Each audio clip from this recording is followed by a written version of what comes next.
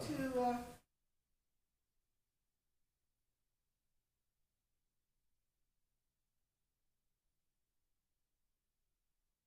good afternoon, good evening, everyone. We'll call this meeting to order at 5 o'clock. Today is Tuesday, March 26th, and this is the meeting of the City Council, acting as successor agency to the Redevelopment Agency and the Rialto Utility Authority, as well as the Rialto Housing Authority. Madam City Clerk, roll call, please.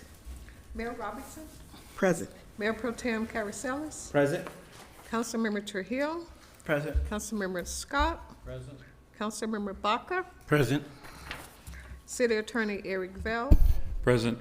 City Manager David Carmody. Present. Great. All right. Well, with that, I'm going to turn this over to our city attorney so that he can lead us into closed session. Thank you, Mayor. We have 4 primary items on your closed session tonight. First is a conference with your labor negotiator with regard to the bargaining groups and unrepresented employees referenced. You have one item of anticipated litigation.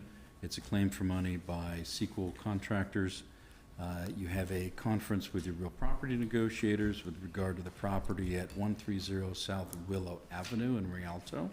And finally, you have one public employee performance evaluation under the title City Manager. That's all. There are no members of the present, Really? public present. No public Nobody at comments? Okay. So with that, I will entertain a motion to go to closed session. So moved. It's been motioned by Councilmember Trio and seconded by Councilmember Baca Sr. Any objections? Hearing none. Motion's carried. We're in closed session.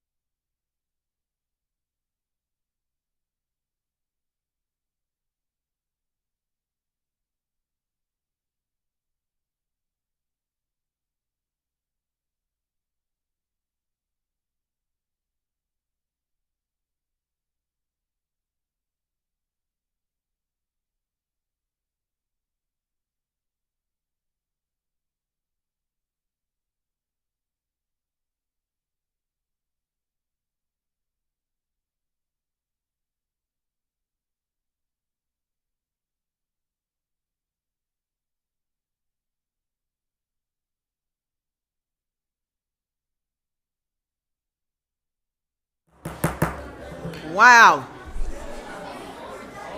They were asking me to make some changes, but boy, good evening, everyone. To have a full audience, I don't know. I think we'll enjoy. Good evening. This is the regular city council for the city of Rialto. I'm calling this meeting to order at 6:38 p.m.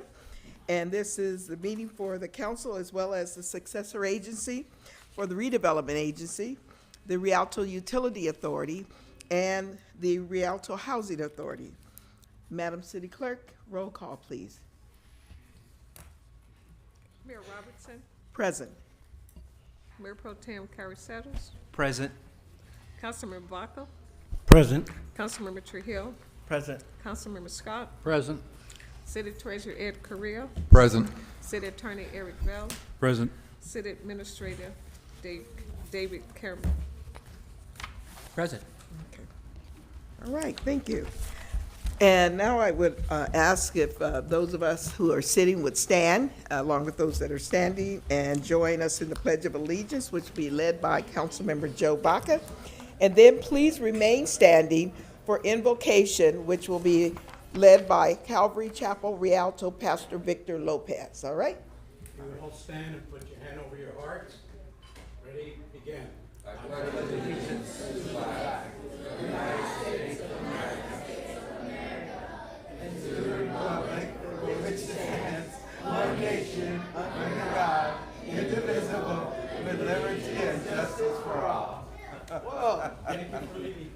Roy, right.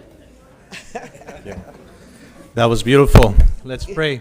That was Precious great. Lord, we thank you for a special evening like tonight, Lord, where we can gather together and conduct business on behalf of the city and the community. It truly is a precious moment, Lord, for us to see just the young students here, the future, Lord, of the city and the city surrounding us.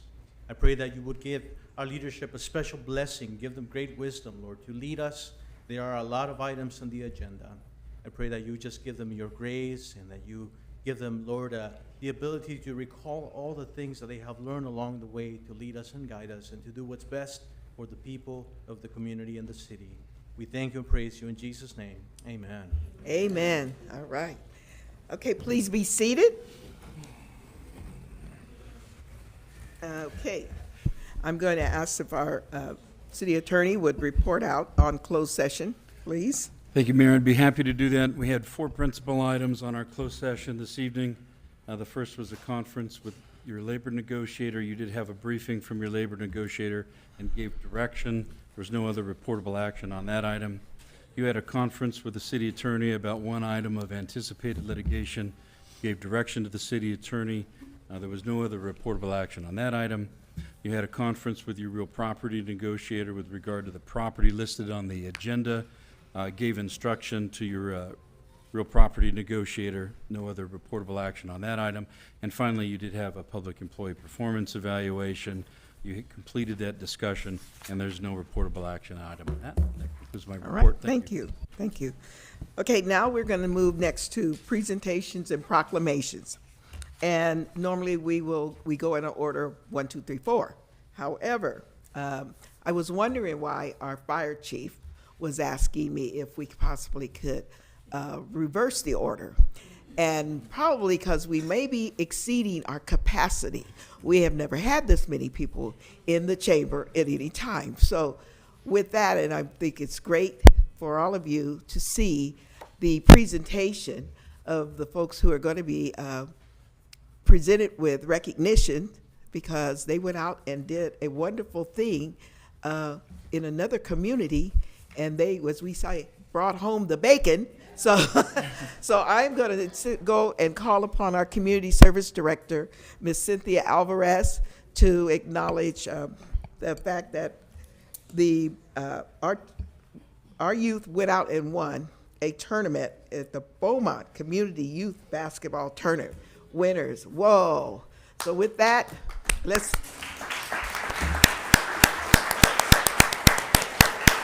round of applause. Good evening, Madam Mayor and Mayor Pro Tem and members of the council. It's with great pleasure that I stand before you today to highlight the remarkable achievements of our Rialto youth basketball program. This past season has been nothing short of extraordinary, showcasing the dedication and talent of our young athletes. This season, our team set out to further enrich our program. We set out on a mission to broaden the horizons of our athletes. Our first milestone this past year was hosting an exhilarating all-star game against our neighboring city, San Bernardino. For our next milestone, we ventured into the competitive arena by participating in 2 prestigious tournaments, including the Palm Springs Kings and Queens Tournament, hosted by Beaumont's BCYB basketball program. This event brought together over 33 teams from various cities, and I'm thrilled to announce that 2 of our teams secured 3rd places, and 2 of our players secured an all-tourney recognition. Last weekend marked our other significant chapter in our program's history. We took 6 teams and competed in the Inland Empire SMAF tournament. 4 of our Rialto teams placed. Rialto Purple and Blue secured third place in their respective categories. Rialto Yellow secured 2nd place, and our youngest contenders, Rialto Orange, claimed the championship title in their age group. These achievements are not just All of them. Wow, look at there. These achievements are not just about trophies and accolades. They signify the resilience, teamwork, and sportsmanship instilled in our athletes through our program. I want to express my utmost pride and gratitude to our athletes, our coaches, our parents, and our staff for their unwavering support and commitment. Together, we've showcased the best of Rialto, not just on the court, but in the hearts of our community. So I want to show you a quick video showcasing some snippets of the 2 weekends tournaments that we participated in.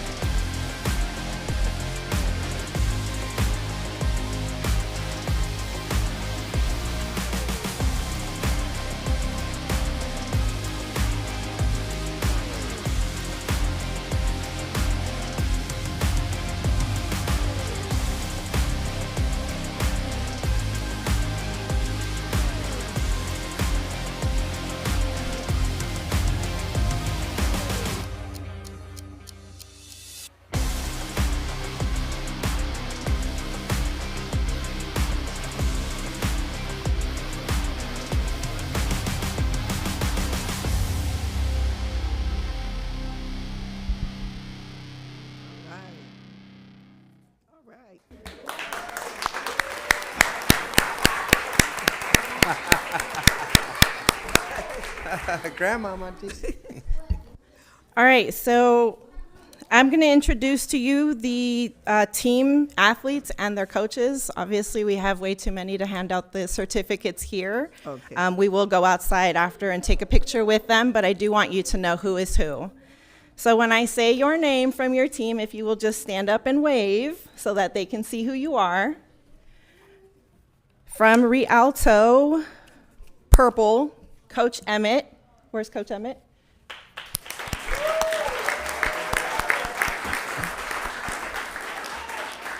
We have Jason Anderson, Lionel Madrid, Stephen Marquez. Stephen Marquez. All right, so real quick, I should have done this at the beginning. So when I say a name, we're going to do one clap per person, okay? We're going to practice real quick. Miss Raylan Frost. Perfect. Hey, one clap. We'll do it again. Miss Raylan Frost. Perfect. Okay. Noah Ortiz. Jace Puyol. Anani Rabino. Dylan Saboria. And Victor Young Jr. Okay, from our Rialto Blue Team, Coach Moore. You gonna wave? Okay. We have Albert Alford, Emilione Gaston, Keith Johnson, Miranda Moore, Jason Sewell, Cameron Stewart, James Wary, and David Wright. From our Rialto Yellow Team, Coach John, is he here? All right, Giovanni Espinoza, Rayon Ferron, Andrew Galvan, Malik Carroll, Marlon Machorro, Azira James Miller, I'm so sorry for chopping anybody's name, Andrew Quintanilla, Isaiah Rivera, Peter Tejeda, and Nathan Vides Alexander. From our team, Rialto Orange, Coach Joe. Where are you, Coach Joe? You blending? We have Ethan Anderson, Jose Barrera, Jason Bass, Hezekiah Burns, Aries Duenas, James Mays, Kayla Pena, Jeremiah Puyol, and Johnny Tejeda. And I do want to showcase our two athletes that were selected as all-tournament at the BCYB in Palm Springs. So we had Nathan. Nathan, if you want to come up. I saw you out there.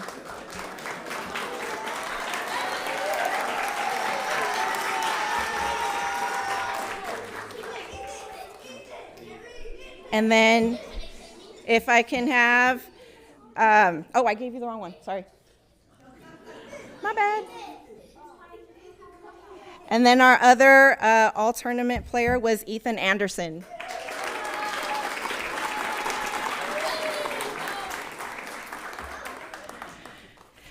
And that is our adventure for tournaments. Well, congratulations.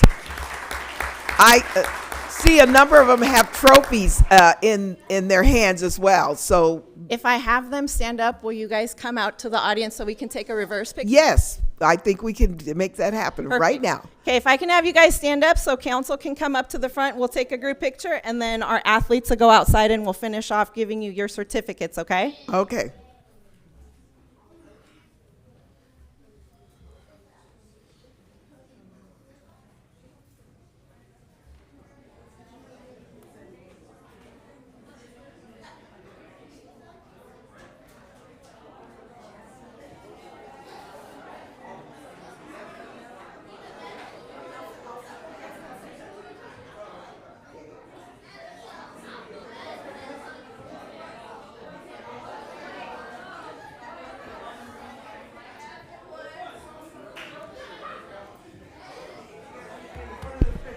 All right, if I can have all my basketball athletes stand up so you can be a part of this picture, please, and the coaches.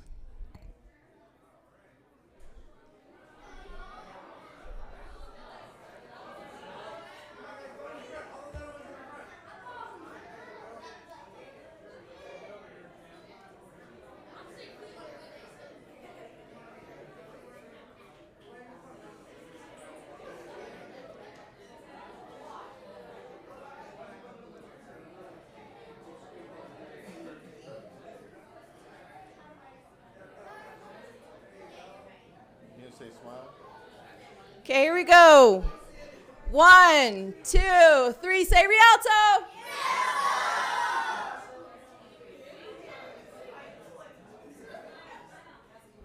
Hold on.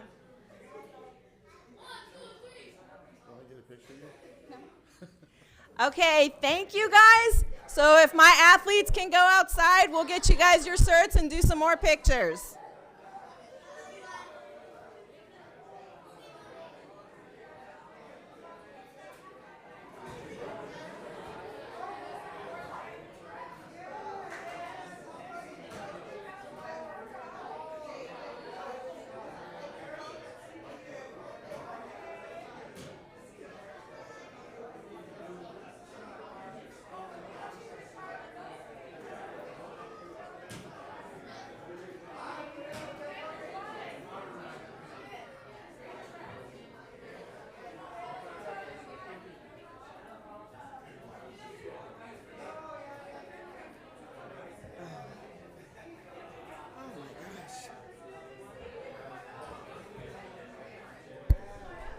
We'll give it a moment for everybody to try and make it out the door.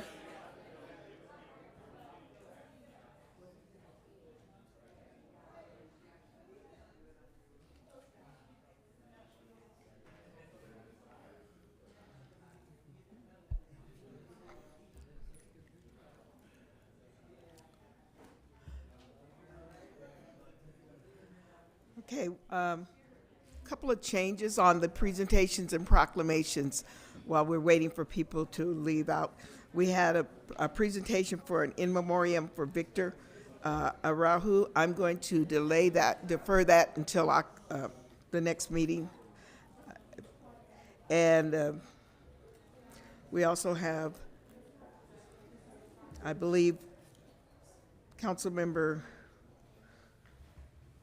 Scott has a memoriam that he'd like to present as well, and so I'll have that down in memoriam.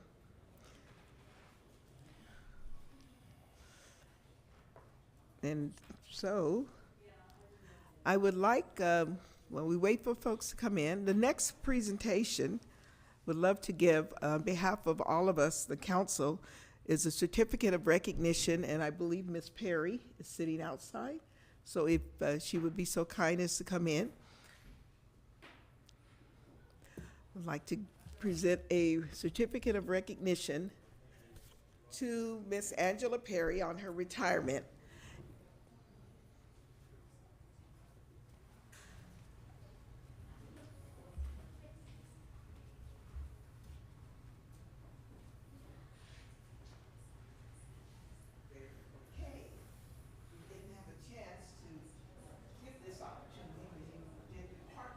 Oh, sorry. Thank you. See, you got to come back. How can I get along without you? But really, on behalf of all of us who you provided service to in the administrative office, but more importantly, it's over 25 years of service to the city of Rialto, I would like to give you the certificate of recognition to Angela Marie Perry, Executive Assistant to the City Manager and the City Council. It says, in recognition of over 25 years of invaluable service with the city of Rialto, from the KRTO to Rialto Network, and most of all, the administration. The mayor, city council, and city manager thank you for your service and wish you a very happy retirement. And it's presented to you today, March 26, 2024. And I'd love to get a picture. All right. But then I'd love to also get it up there with all of our colleagues. So you got to come up here. Okay. Thank you.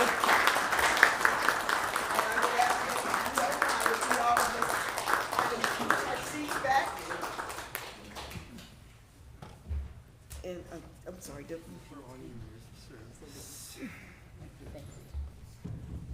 And take an opportunity. Okay. If we could just.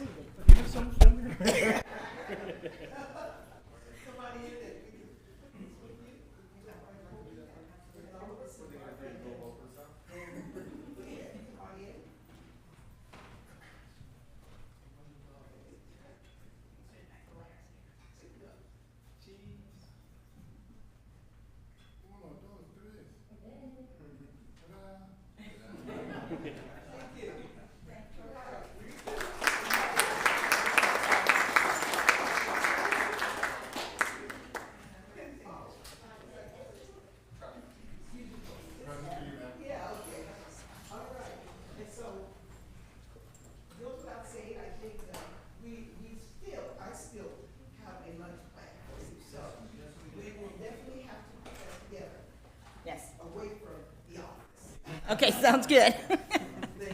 All right, thank you very much, you guys. Well, I'm just going to say that Rialto has been our place for the city itself since we moved up here in '88. And even though we weren't exactly in Rialto, but we were on the border, and the kids went to school in Rialto. So, and we moved in Rialto in '96. But even though we're in high desert now, Vern is still here working, and so this is still home. The kids have even asked me, are we still coming down for Halloween hijinks and the city parade, the Christmas parades? I was like, oh yes, we will always come back to Rialto. So I thank everybody. I've met some really great people, and I have lots of new and old friends. And so I've just had a great time, so thank you. Okay. Mike's not on, but with the comment about the Halloween hijinks, I think there was a note that we need to announce that perhaps we're going to be moving our egg extravaganza, egg hunt, to Friday. But that'll come up a little later as well. So just thought I'd catch that in case they were going to come down Saturday for the egg hunt. All right. The next one will be a recognition that will be presented by Councilmember Trujillo for a recognition of the county science fair winners. All right. Ah, that's that group right there. Looks like, come on.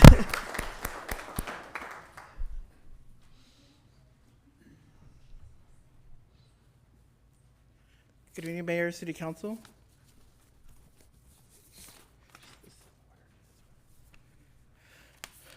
It gives me great pleasure to present to you our winning team at the County Science Fair from the students here in Rialto. So I just wanted to put a spotlight on them, show off some of their talent, and have them kind of say a few words about some of their accomplishments. But before I begin, I wanted to bring up Juanita Chan Roden to really say a few words about her achievements and her team's achievements at the County Science Fair, and talk a little bit about more how difficult it is to even get to this level. Welcome. Thank you. Hi, good evening. My name is Mrs. Chan Roden. I'm the agent for science and career programs from Rialto Unified School District. And I did want to take this opportunity to really share how proud we are of the students, of course, and also our partnership with the city of Rialto, because hopefully what you'll see even right now is that it really takes a whole community to nurture the love of science and engineering. And this year we had 35 projects advanced to SIMCEF. So SIMCEF is the San Bernardino Inyo County Science Fair. So when you're really looking at that part of the map, it's almost 20% of the state of California. And that tells you exactly how rigorous the competition is. In order for the students to even make it to SIMCEF, they had to both place at their school site science fair and then also at the district science fair as well. Of the 35 projects, we brought home 14 different places. We were so excited about that. And in particular, these kinds of competitions are ones that we really strive to really elevate because their participation in academic competitions. And those academic competitions really help to reinforce the sustainability of the community because those competitions help to inspire academic achievement and community-led innovation. The projects that were represented here tonight explored alternative uses for plastic water bottles, and some of those partners actually had a chance to tour the Niagara facility during a summer program that we offered. We also have projects here that talked about environmentally friendly materials to reinforce concrete. Hey, Cemex, shout out to you guys for constantly coming up. We had projects that went along with venipuncture tools. So those venipuncture tools, thinking about veins and just medical innovations. We have the California University of Science and Medicine, which we also have a partnership with. And then AI traffic lights, so thinking about thinking about AI just in general, and all of the different applications for that. And we've had lots of success talking to Rialto PD, et cetera. And so what you might notice is that these innovations align with a lot of the different events that we've been doing with the city of Rialto in partnership, really trying to highlight some of the industries that we have here and how our kiddos can be a part of solutions and making the future a little bit more sustainable. So each event matters, and we value the city's support. Mr. Councilmember Trujillo came out with his "Let's Win It" Rialto signs. We were the most excited to be at the science fair by far, and so we really want to take the time to say thank you to all of you for all of the work that we do together, because it really makes the education, the learning opportunities inside and outside of the classroom a lot stronger. And that allows for our teachers, Mrs. Sanchez is here, our students, and we're going to call up our students, our most creative thinkers, to really feel the community support. And that's so important as they strive to reach their potential. It reinforces that it takes a whole community to really be the bridge that helps our students meet their future aspirations. So there's only a few of the kiddos that were able to come because it is spring break, so a lot of the kiddos are out enjoying, life just in general. But we have 3 students from Carter High School and also 1 student from Eisenhower High School. And we did have participation from all 3 of our high schools. This year with the science fair, we had participation from all of our schools. And I just want to say that when you looked at our surrounding communities, that was not true of all of the surrounding communities. So we're really extra proud of those. So I'd like to bring up Autumn and Aiden and Jonathan and Mark. So please come on up, and Mrs. Sanchez. Want to say a few words about your project? Do you want to say something? Ollie? Our science kiddos are always the most humble of the Just kids. very brief, just about your project. Okay, Mark wants to say something about his project. There we go. Hi, my name is Mark Rivas. I currently attend Eisenhower Senior High. I'm a senior, and my project is about another use for water bottles. Essentially, what I'm doing is approximately like 60 billion water bottles are being thrown away each year around the whole world. I think 30,000 are being thrown each day in the United States of America. So it's a lot of waste, and it takes around 500 years to deteriorate one water bottle. So it takes a good amount of time. And then think metal as it is takes 200 years to deteriorate. So if you really think about it, it takes a long time to even get that gone. So my project is really based on recycling the water bottle, finding another use for it. So what I did was convert it into 3D filament, essentially a process where you add layer by layer to make literally anything you really want. So just find another use for the water bottles. That's my So project. his use, let me just clarify. We're working with Mr. Bournes at Bournes Technologies to see if he could actually get a patent for his product. So when you think about the schools and you're looking at those chain link fences, sometimes they have those little plastic pieces that clip in and it makes some kind of design. So he used AutoCAD software in order to design a specialized device that would allow for a water bottle to be basically like cut in half and used on one side of those chain link fences as a green wall, and on the other side of the chain link fence to still have some of those elements, but more stylized. So for example, at Eisenhower, their mascot is the Eagles. So on the side that faces the street, it would be an eagle that could then be able to be used to create some kind of design. And on the inside, it's using the bottom sections along with some hydroponics components in order to create a green wall using that bottom part of the water bottle. In addition, he designed a program that would allow for the water to, it's a sensor, an electronic sensor, that would allow for the water to be reused. So a certain amount of water goes up and waters that green wall. It travels through those devices that he's created, back down into a channel, and then once it hits a certain threshold, the program that he designed would click that back on, so then it would be pumped back up and then go through the green wall again. So he's being super humble, but but the kind of innovation that these kiddos all worked on, it's at that level. It's at that level.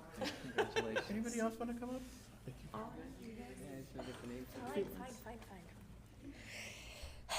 So for our project, as said, so we try to find organic material because we all know that lately we've been having a lot of earthquakes up to like 5.0 and more. So we try to figure out something that will not only not injure like the environment, like concrete does, like with like rebar and stuff, but something that can help hold it better together to like help the safety of not only our community, but for others around us and the world. Very good. So then they used eco-friendly materials in order to reinforce concrete, and then they did some tensile strength kind of assessments in order to do that. They wrote it all down, but you know, our science kiddos are so humble. We gotta reach out for them. Aiden. And Jonathan. Aiden and Jonathan, okay, so. And I don't know if anybody else. Is Aiden or Jonathan gonna say a few words? No. Oh, come on. Just tell like you're telling your buddies at school what you did. I'm the talkative one. Oh, you're the talkative one. Okay, so, all right, so let's go ahead and, we'll hand these all to you Sure. for all the other Sounds participants that were not So here. these are great examples of some of the work that our students are doing in the STEM area, and I just wanted to spotlight that for you today, and also wanted to thank Juanita Chen-Roden for her leadership and her mentorship, and I have a little kind of thank you for her. Well, thank you. So thank you so much. Let's take a quick picture out here. Sure, please.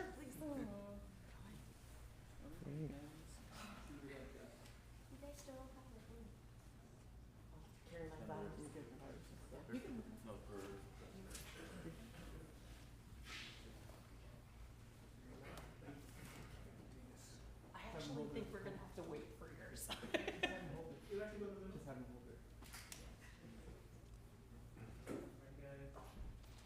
you wanna, I'll just stand here and smile. Say Rialto. 1, 2, 3. Rialto.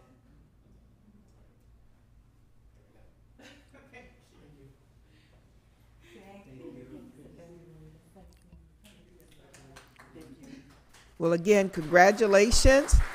And I'm hoping that even though they were somewhat humble and shy about speaking about their project, I know that there's a great opportunity for them to be considered and showcased during April in our Earth to Table event. So, Ms. Juanita, I hope that you may have an opportunity or a way to display some of those projects that they went out and highlighted. I think the third, with the group that's coming, about 3,000 kids, would probably love to see the science projects. So thank you.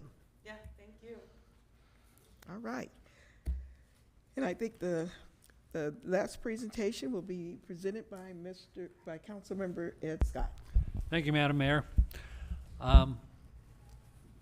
Tonight is my honor to do an in memoriam for a good friend of Rialto, both him and his wife, but especially for he who has gone on to be with our Lord. And tonight it's in memoriam of Joseph Joe Mascaro.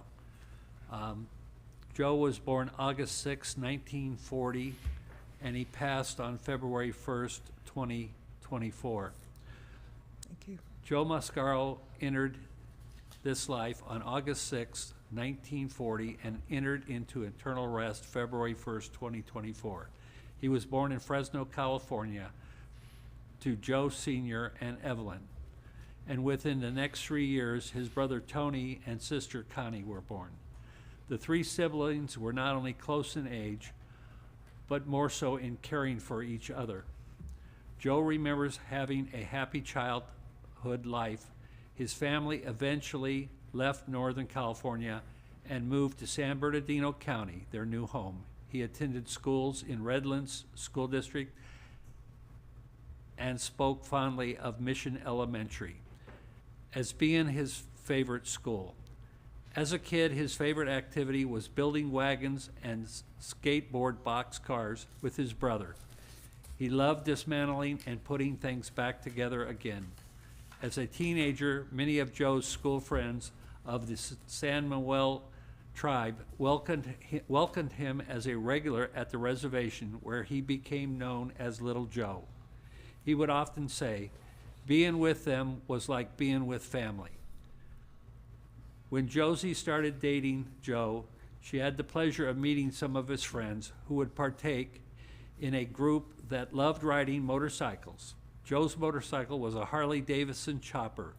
Joe supported many nonprofit organizations such as Veterans Youth and Schools throughout various car shows. His favorite activity was Josie's favorite activity was supporting Joe and their son. Him as a coach and I as a team mom, Josie said.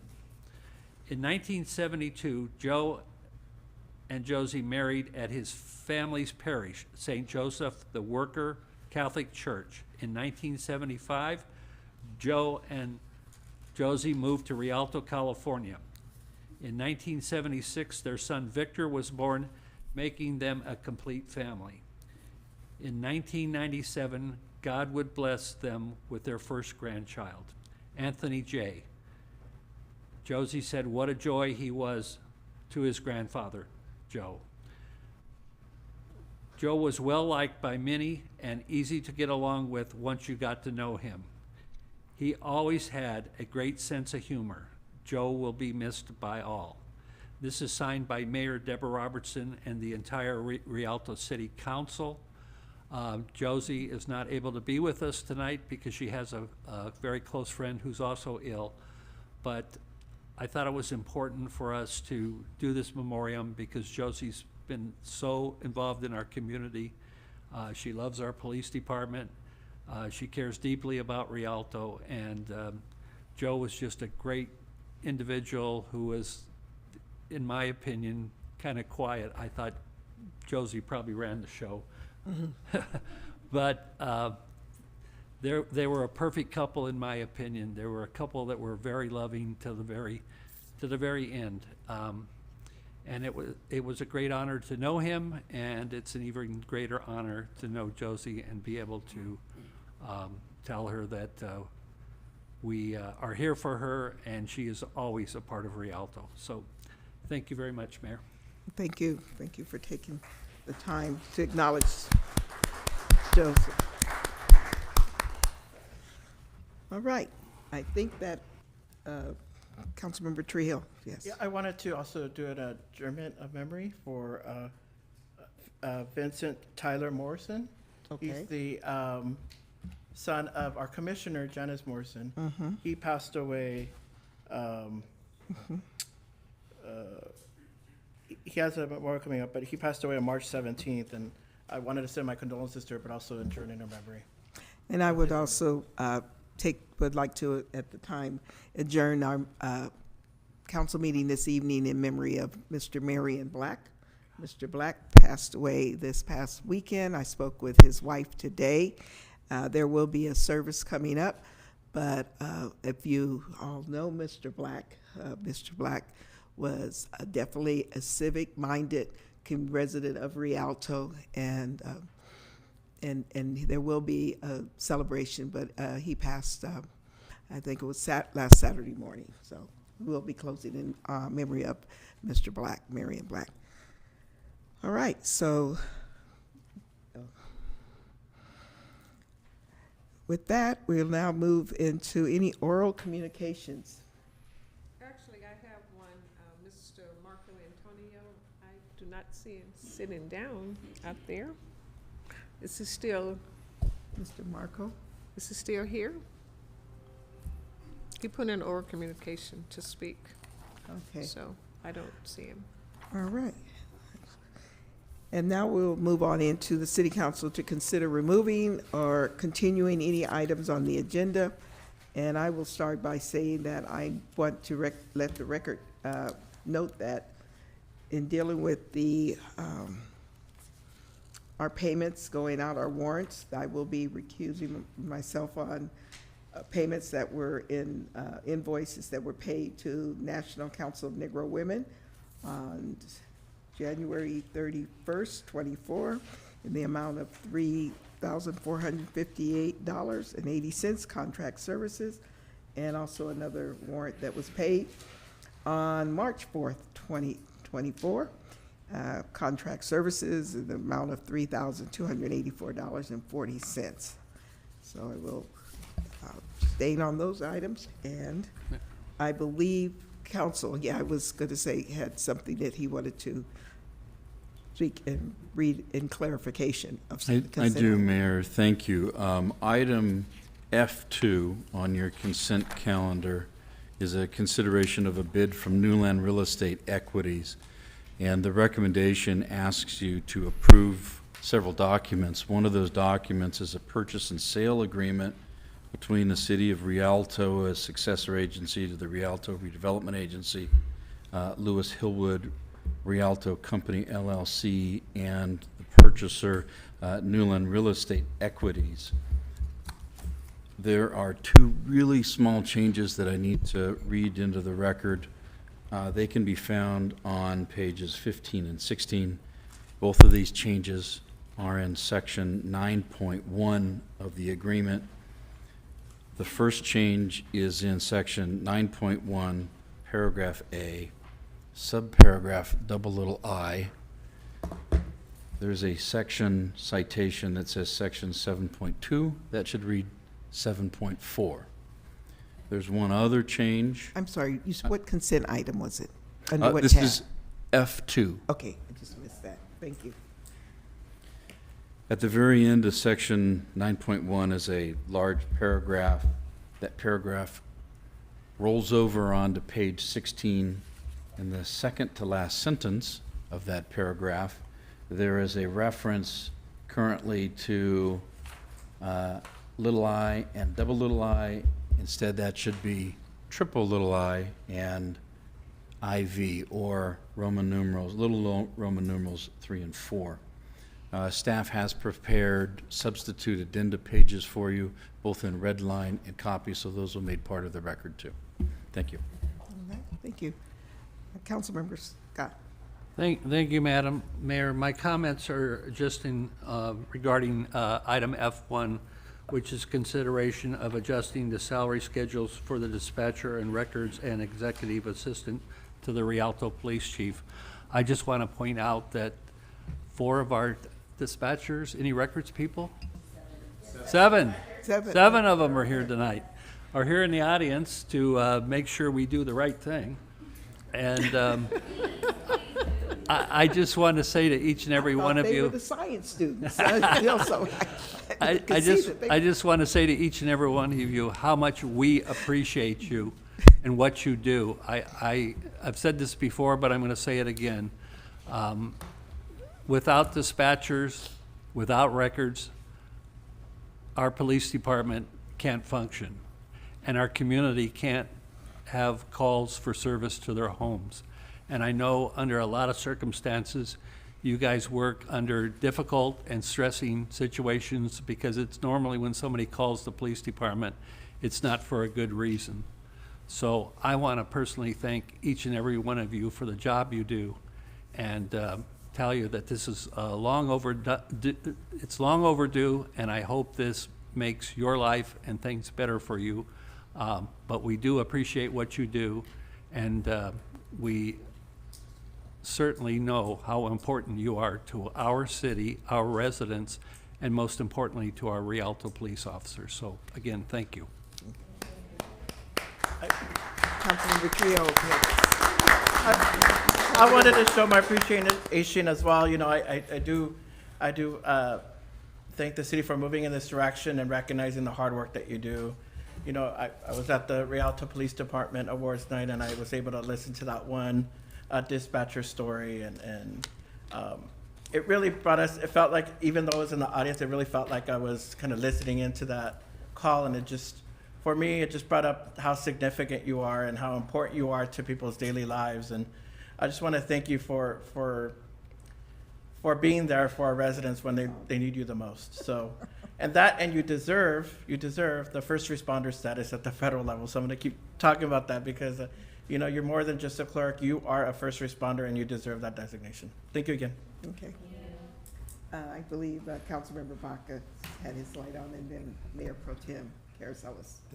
Thank you very much, Mayor. I too would want to congratulate them. First of all, I want to thank the Chief of Police for bringing the issue to us and presenting it with the recommendation that our dispatchers were overworked, not enough, and that we should have incentives so we can retain you. And I believe that we have that responsibility to be competitive with other cities because we want to offer the best quality of life for you, and at the same time, what you're doing for the city of Rialto, not only as first responders and the safety of our community. So with this that's on here as a consent item, I think we would have all probably pulled it and talked to it because there's not one member here in the council that agrees that you're deserving of the raises that are coming with the recommendations here. And we look forward to you working and making our city a lot safer and responding to the calls of the people of the city of Rialto. Thank you very much for your service. And thank you, Chief Plain, for bringing it to our attention. Thank you. Mayor Pro Tem. Thank you, Madam Mayor. I just want to echo what my colleagues have said already. It really came to reality the last award ceremony when we actually got to see what you guys do day in and day out, and every day that you go to work there's someone's life on the line. So for that, I'm appreciative of all the work that you do. And Chief, thanks for bringing this up. I really believe that they deserve that and more, so more to come. Thank you. Move the consent item if you're done, Mayor. I'm sorry. If I'm done? I haven't even said anything. How can I be done? I'm sorry, Mayor. That's okay. I know. It's age. Well, we're the same age. Well, no, really, guys, I have nothing to say because I think I said it the last time when we talked about it, along with knowing that when people call you, they're not calling you just to see if you're having a good day or the fact that they're looking for the records, and I think I stated that. And I'm also, besides all the accolades that we're giving and acknowledging the chief, I also want to just acknowledge the chief for bringing forth a person to work with you down in the trenches to kind of understand also what's going on and how you can, because we all still have lives, and how do you come to work sometimes when you might have some baggage, some issues to deal with, and then you have to deal with the concerns in our community as well, and the records department. So, yes, I'm done, and I just want to say thank you guys for being here. And I mean, I just thought, you look so youthful. I thought you were the science class. I looked over. On that note, I move the. On that note, I move the consent item. You're moving the consent item. Anything else? Second. Anybody have to do anything? It's been moved by Councilmember Baca, seconded by Councilmember Scott. Any objections to passing on this item or the consent calendar? Hearing none, motion carries. Thank you. All right. Hey, looking good too. Okay. Next time you guys got to bring a science project. No, thank you. Thank you, guys. Not intended at all. Okay, so with the consent item passed, now we're on to tab number 1. And City Manager, would you like to present? Thank you, Mayor. Good evening, Mayor, Mayor Pro Tem, members of the City Council. There are 2 items of new business on your agenda this evening. I'll briefly introduce them. The first item of new business, which may be found at tab 1 of your agenda, pertains to a transfer of $5.3 million from the city's unrestricted general fund reserve to the Water Utility Fund trust account. The city's interim utilities manager, Stephen DePuja, will present the staff report.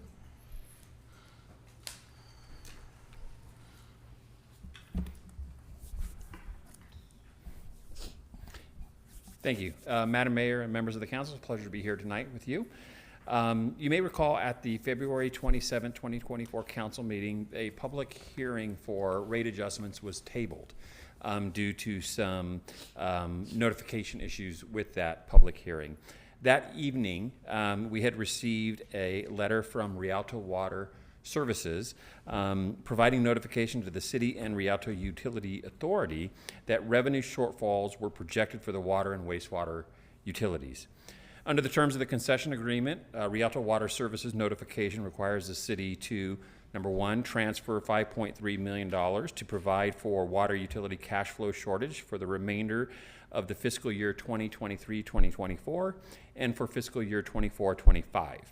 It also requires $1.5 million to provide the concessionaire with concession agreement coverage requirements for the wastewater fund for the remainder of fiscal years 2023, 2024, and for 24-25 fiscal years.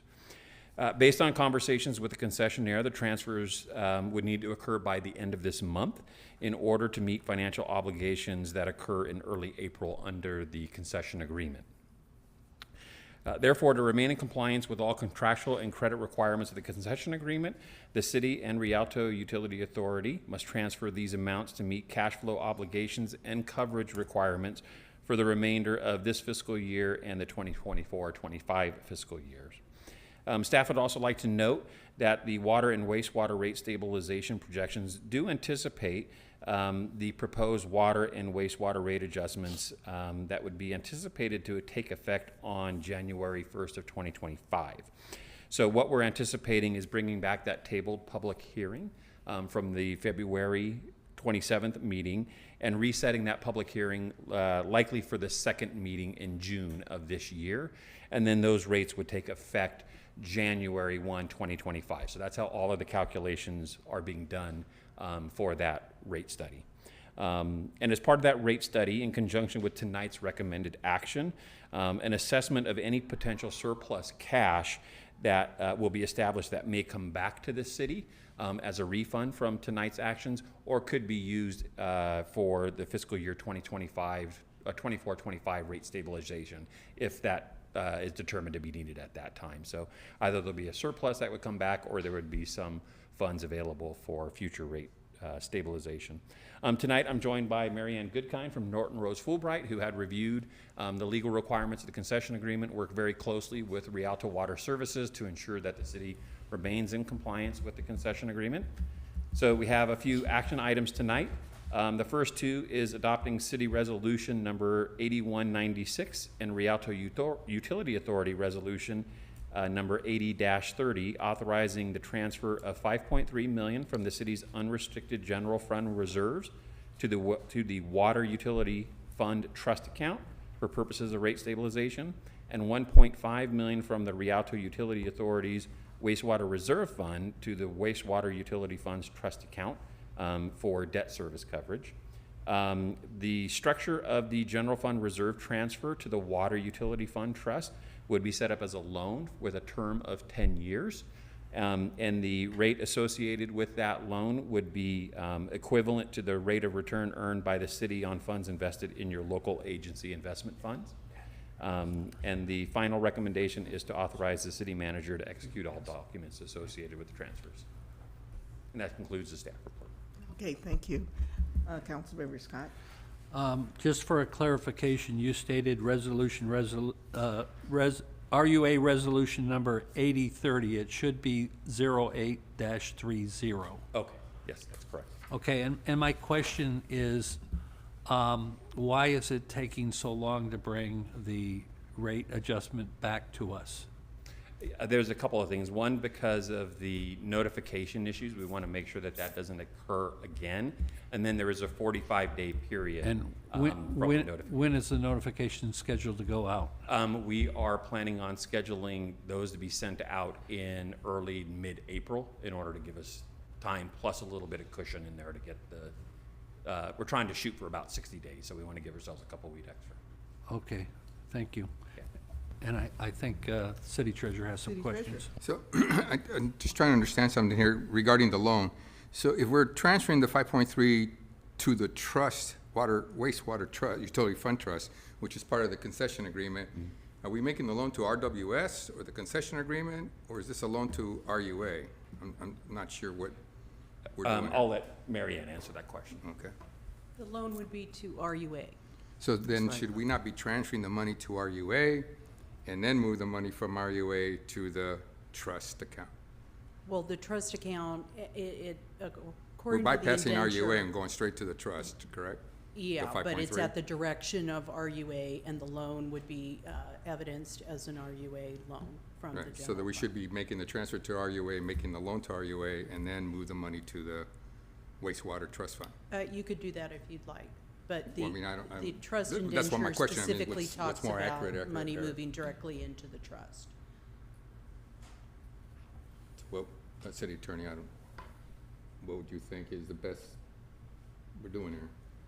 To make sure that Well, we as I record the understand it, transaction correctly. I Yeah, guess is the, what my the question. documents are gonna be in the name of the RUA, but the money is going to actually be transferred to the trust fund. At the direction of the Yeah. RUA. From RUA? Yes. So, but this is asking me to move the money from the general fund directly to the trust, not to RUA. Yeah, at the direction of RUA. So The resolution doesn't say that. Okay. there's a resolution on behalf of the city and of the, And of RUA, Yes. right. The RUA resolution is authorizing the movement of the 1.5 million. No, I believe there's two separate resolutions and for the both 5.3 transfers. million? Yeah, Goes from the city to the RUA. yeah, there's a city resolution and an RUA resolution Right. for both transfers. To move the That's 5.3, right. So what I'm saying is that first resolution, should it not say that we're moving the 5.3 to RUA? Because then the RUA resolution is saying we're moving the 5.3 from RUA to the wastewater. Okay. You could say that, but the indenture explicitly talks about the RUA moving it to the trust account. So you're just eliminating holding in a different account for one day or Yeah, simultaneous. the movement of money is, I mean, it's immediate. It's not a problem moving the wire. I just want to make sure that we are I mean, correct it's in very the clear transaction. that this that's is an all. RUA loan from the general fund. Okay. And I would note it was reviewed by Rialto Water Services and their legal team as well. Well, go ahead if you have the question. Sorry, I'm not on the water Clarify. subcommittee, so I have a couple questions just for context. You know, we entered in 2012. This is our first time that we're moving unrestricted funds from general fund? No, it's happened previously, and so the intent of the rate study and rate adjustments would to be ensure that the city isn't having to do this moving forward. So this is the second time? I believe it We're is the pulling money second from the time. general fund Yeah, to The offset? second time. It happened during COVID, if I remember right. Mhm. Okay. Yeah. Okay. The other question is,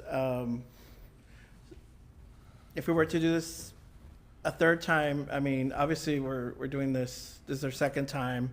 In a couple of years, we might do it again, depending on where the situation is. So we can just, one would just kind of, so one loan can actually go on top of another? It can, but the goal, really the goal of the rate study is to ensure that there are enough revenues coming in from rates to pay for the operation of the utility, so that you're not having to do these transfers. As indicated, previous ones were done during COVID when it's very difficult to do community outreach and get the messaging out there.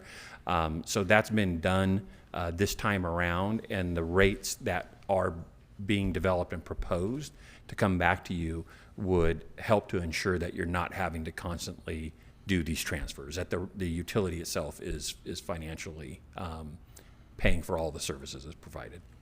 And this is coming from the concession agreement. Have all those funds been expended? Well, it's not so much that they've been expended. You're really looking at projecting out what is going to be needed in the future and anticipating those expenditures, comparing them with the time at which the new rates would take effect. Okay. So it's really intended to be a stopgap and then prevent it from occurring in the future. Okay. Yeah. Thank you. Any other question? Well, I have one thing. I didn't know if you do. Just following up on what the city treasurer said, and I could see where the first line says exactly that it was the city council and the Rialto Utility Authority recommends. So it sounds like the bypass. But I guess as we were asking the question and we're moving the funds, while it's in the trust, will there be interest earned in the trust that would help to also further stabilize or any projections. So the trust will, I mean, the money that sits in the trust will have some interest earning. That's correct. Let me, Mary. She was shaking her head, yes. Yes.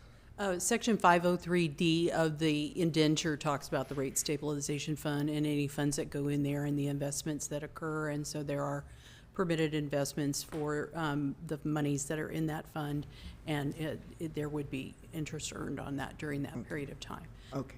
The rate stabilization fund was created so that while you're gearing up for a rate increase, there obviously takes time to do that. So in order to meet the covenants and to be in compliance with the concession agreement and the indenture for the debt, you have this fund available in order to make the calculations and be in compliance then with the concession agreement. Okay. Yeah. Madam Mayor, to add Yes, to your Treasurer. question there, that all the monies that are in that waterfall in the trust accounts are being invested by the Treasurer's Office, and they're continuously being invested as they mature, as well as we maintain a money market or the amount of cash that we need to service the various requests that we had throughout the year. Okay. Okay. Thank you. All right. So with that discussion, you want to entertain the motion? So moved. Okay, it's been moved. Second. Moved by Council Members Baca and seconded by Council Member Scott. I heard three people, maybe two, so if you don't mind. Any objections to the motion? Do you have any other call on it? No. Motion carries then. No, since Councilmember Scott corrected the RUA resolution. So thank you, Councilmember. Tab 2. And again, City Manager, you want to get introductions? Thank you, Mayor. Council's second item of new business this evening, which may be found at tab 2 of your agenda, pertains to a construction contract of $427,000 for construction of a fence in the median of Baseline Road. Staff is recommending approval, and the city's Maintenance and Facilities Director, Tim Sullivan, is available for questions and to provide a staff report. Oh. It doesn't look Well, like it doesn't him. look like Tim. As is Art Cervantes. I mean, I'm like, okay. I was like, you too. See. All right. Thank you. Good evening, Mayor Pro Tem and Council. The item before you is requesting to award a construction contract to Leonida Builders in the amount of $427,760 for the Baseline Road Median Fence Improvement Project, City Project Number 240803, and to authorize the City Manager to execute all documents. On October 20th, 2016, the City of Rialto submitted a grant application for HSIP Cycle 8 to improve safety for motorists and pedestrians traveling along Baseline Road between Willow Avenue and Meridian Avenue. A pedestrian fatality between Willow Avenue and Lilac Avenue resulted in the inclusion of a fence between Willow and Lilac. The City Council authorized the release of bids for the Baseline Median project on January 10th, 2023. The scope between Willow Avenue and Lilac Avenue was separated as an additive bid Schedule A. On June 28th, 2023, staff presented the bid results to the Economic Development Committee and requested a recommendation on the award. EDC recommended solely awarding the base bid schedule and separating the median fence scope between Willow and Lilac as a standalone project. This approach was approved by the City Council on July 25th, 2023 during the award of the Baseline Median Project and led to the formation of the Baseline Road Median Fence Improvement Project, City Project 240803, for the scope between Willow and Lilac. The median extension and fence is intended to deter mid-block and uncontrolled pedestrian crossings to increase safety in the area. Gabe, if you're hearing me, if you could please, thank you. The median extension is required to provide a suitable foundation for the fence and does not provide the required width to include a landscaping component. The fence to be installed will be similar in concept to the steel post fence installed near Colton High School on Valley Boulevard approaching Rancho Avenue. The median is to be extended approximately 337 feet to the east. About 1,225 feet of fence will be installed. The 6-foot tall fence will reduce to a 3-foot height for the last 24 feet on both ends of the fence scope to assist with visibility at the intersections. On February 29, 2024, the city received 2 bids for the project. Staff found Leonida Builders to be appropriately licensed and qualified as the lowest responsible and responsive bid in the amount of $427,760. Funds are budgeted and available and are detailed in the financial impact of the report. Thank you. Okay, well, thank you for the report and the added pieces, because I had questions. I went through the tab item, and I was looking to see if there was some examples of what, there was nothing put in the package. And I was concerned with it, and now I see that you have something, but I would like to understand, what are we, given that there's such concerns with the raised median project that went from Riverside to Pepper, would really have liked to see what did we expect the contractor to build. And I think I saw something on the side of that spec that you just put up. Right, so the fence will be steel posts. It'll be similar in concept to the fence that's installed near Colton High School. I thought I heard you say that. And so that's it. That's just kind of like a black wrought iron kind of a fence. Is that Right, so it'll be steel. It'll be powder coated. The median will extend to the east, roughly 337 feet, so that way we could complete installation of the fence between the mid-block between Willow and Lilac. okay? Was there any input from the community or anybody about what kind of barrier we would like to see out there, or just pick that because that was an example? Colton. So the barrier was based off of the recommendation upon the grant submission back in 2016, excuse me. 2015? 2016. 2016.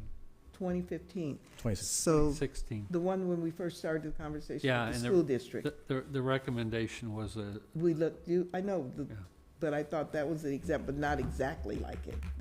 I thought there was decorative, but whatever. Councilmember Trujillo.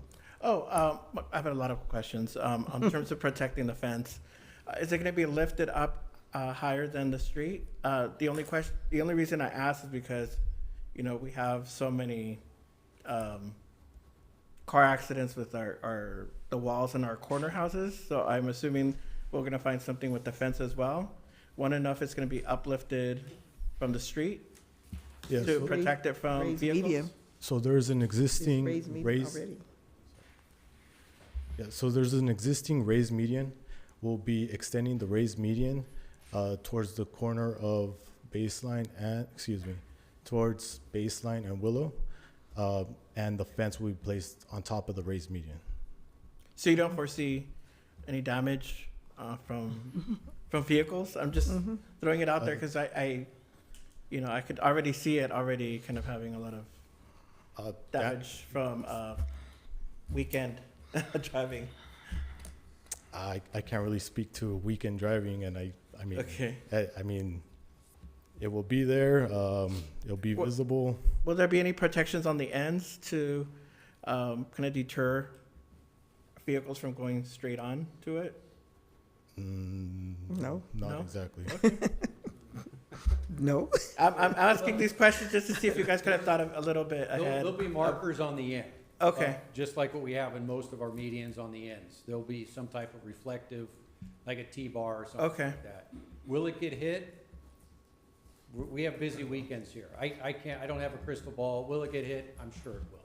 Everything gets hit. It seems I hear you. So, but we're gonna do our best to deter that by marking it. The fence will be elevated several inches off of the ground, as well, off of the median. But I hope it doesn't get hit. So, and if it does, the crews will be on standby to repair it. Got it. Thank you. So. Councilmember Scott. Thank you, Madam Mayor. Is it a steel tube fence? That's correct. That's what it Yes. could be. Okay. So this is an item that I know the mayor and I have requested probably over 15 years ago. And it's a safety item because of kids coming out of Crossing Eisenhower mid-block. High School, crossing the street into traffic, and we've had accidents and whatnot out there. Colton, a number of years ago, probably more than 20 years ago, put the one out on Valley Boulevard by Colton High School, and it has probably saved some lives, actually, by being there. So when you ask the question of whether it's going to get hit or not, it depends on if somebody's stupid enough to drive over the concrete curb and hit it, which is probably pretty likely. But the fact is that the purpose of the fence is to protect our students from crossing the street, jaywalking, and being hit by oncoming vehicles. So I personally think it's a great thing in that area because it's been a problem for a lot of years, and will be a great safety issue for the kids. It'll make them go to the crosswalks to cross. So I totally support this project. Okay, I have one more question because, Mr. Sullivan, you did say that there would be markings on the ends. Are you talking about some reflectors or just the yellow paint? We'll include yellow paint and reflectors. Okay, because I know you did on the part that's east of Riverside, but some parts of it still hadn't had reflector on it, in case you had. I don't know if it's planned to have it or if it's not, but I know it's not fully reflected yet. So anybody else? If not, move the item. So moved. Second. Okay, it's been moved by Councilmember Trujillo and seconded by Councilmember Baca. Any objections? Hearing none, motion carries. Thank you. Okay, that concludes the business items for today.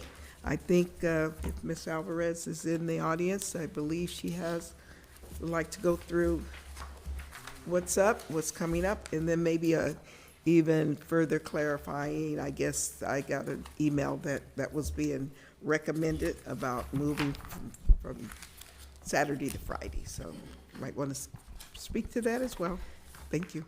Good evening, Mayor, Mayor Pro Tem, and members of the council. Here's what's going on in Rialto.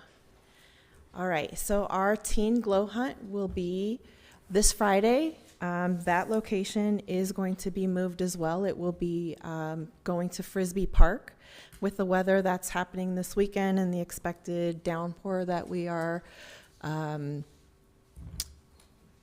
expecting, we are moving our extravaganza event to Friday evening, the night before, from its original schedule. This will give our teen participants and their parents the ability to participate at both events without having them choose where they want to be. We have over 50 vendors that were anticipated for Saturday, and I'll provide you guys an updated slide with the information. I'll have it emailed out to you. That we've been receiving a lot of phone calls from our patrons and our vendors about the rain.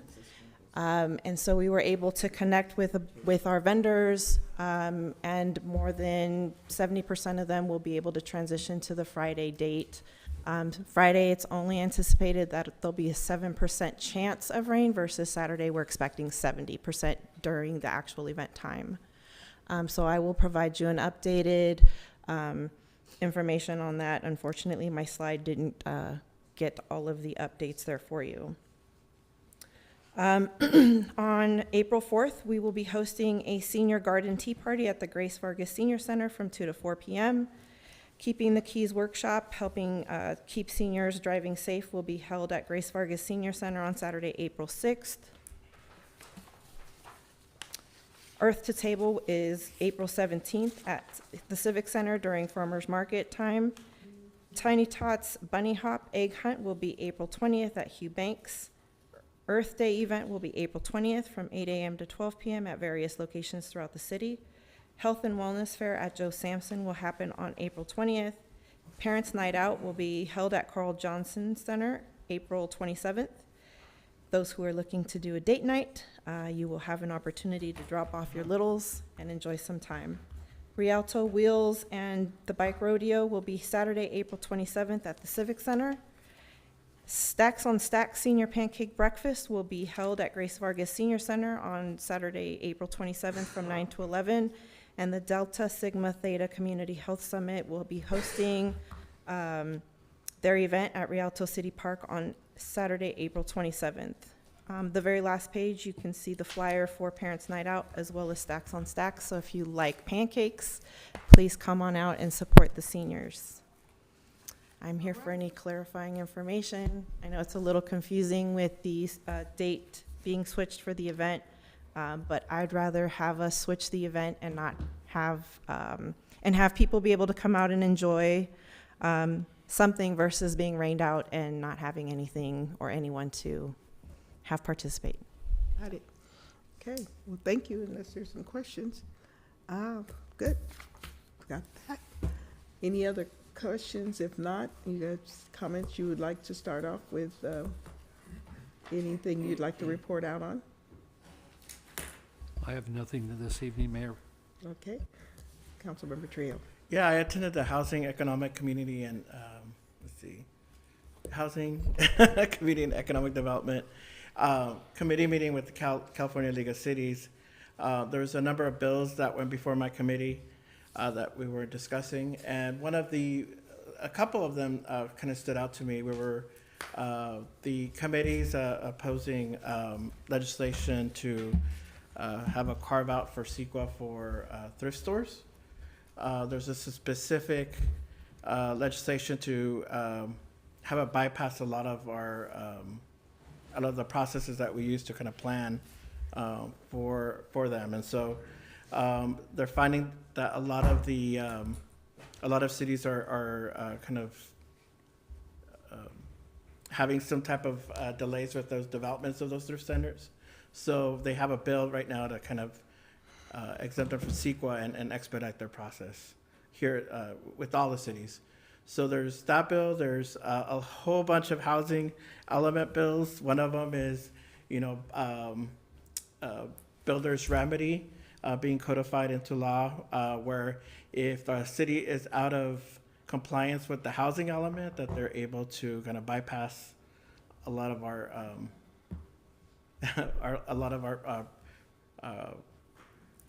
permit processes. And so that is up. And it's not just a compliance within whether or not we have a housing element, it's whether or not we're meeting the thresholds within the housing element. So if we're not building at the capacity that we set the milestones for, they have a way to bypass us through this new state bill they're pushing through. There's a whole bunch of things that really are attached to the housing element that are going through the state legislature. We were just kind of debating a lot of it, and we, in the end, again, the group as well as part of the platform of the League of Cities, that we want more local control to plan our own cities, and that's kind of the discussion that we had. But it was a series of bills with the housing element. The one that stuck out the most was the fact that if we're not meeting the housing element and making it compliant, that a lot of the building for housing would just bypass all of our cities. All right, That's it. Thank you. Councilmember Baca. Thank you, Madam Mayor. I just like to report that a couple of weeks ago I attended the Little League opening ceremonies at Rialto Park. It was well attended by many members of the community. And then afterwards I attended the Girls Softball Association opening ceremonies at Frisbee Park, along with my colleague Andy Caraceles was attendance at the opening ceremonies, along with Supervisor Joe Baca Jr. And in each of these two open houses, I presented them with a check on behalf of the city of Rialto. And that concludes my report. Okay. Mayor Pro Tem. Yes, thank you. Yes, I also attended the girls' softball opening ceremony. I think Gabe has some pictures. It was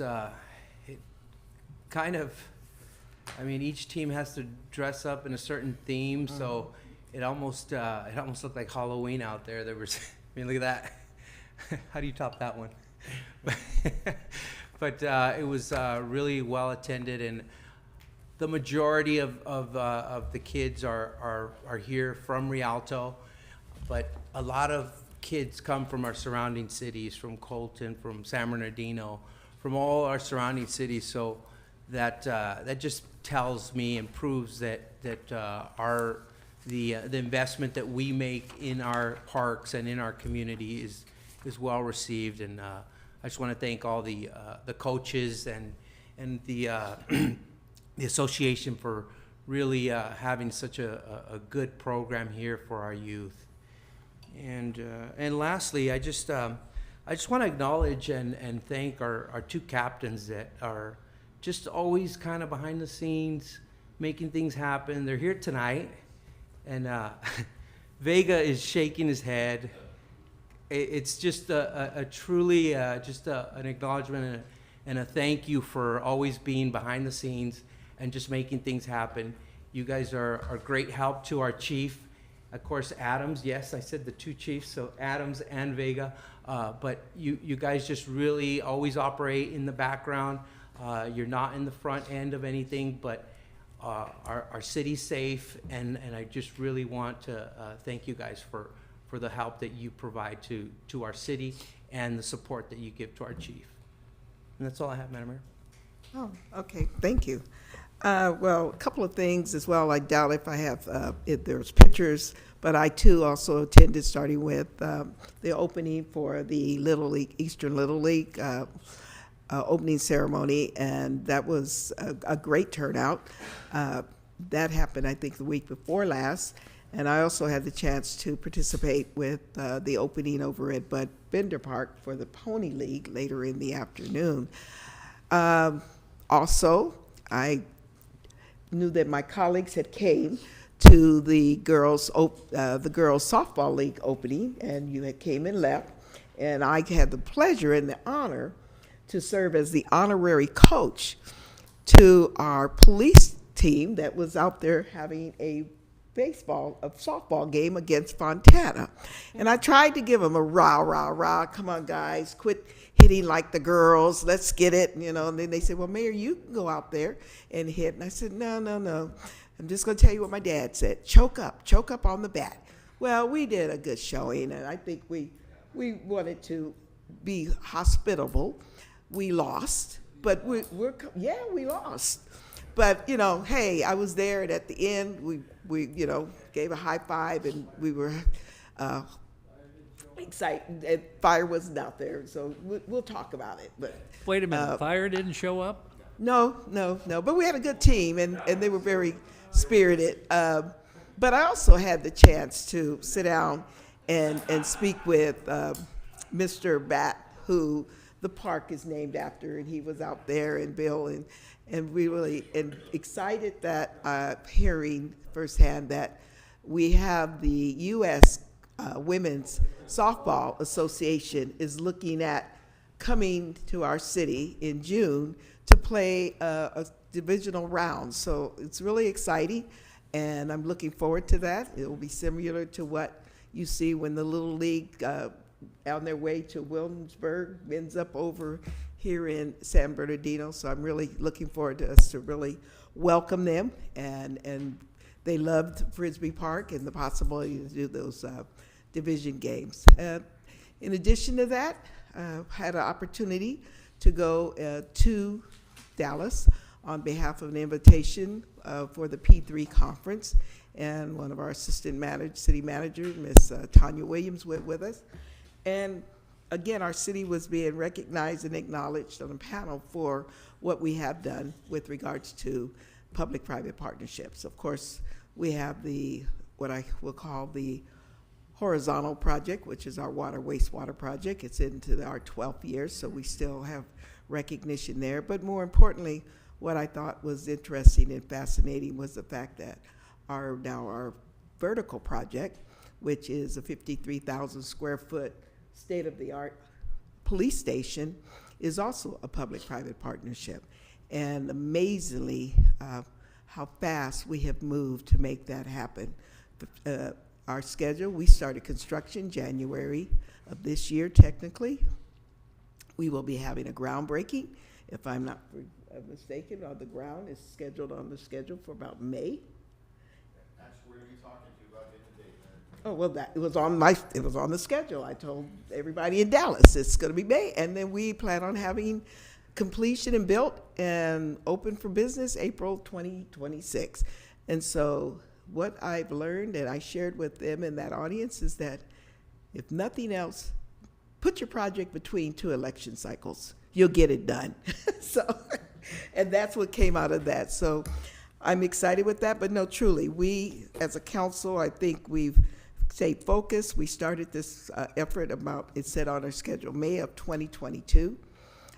We've gone through the cycle, and then we have construction, we funded, and we are going to probably be completion in April of 2026. I think that is the fastest project that we have delivered in this city. So, especially when we're talking about one that we were working about 2015, 2015 was the fence project, yes. Yeah, faster than fence. I had just got elected.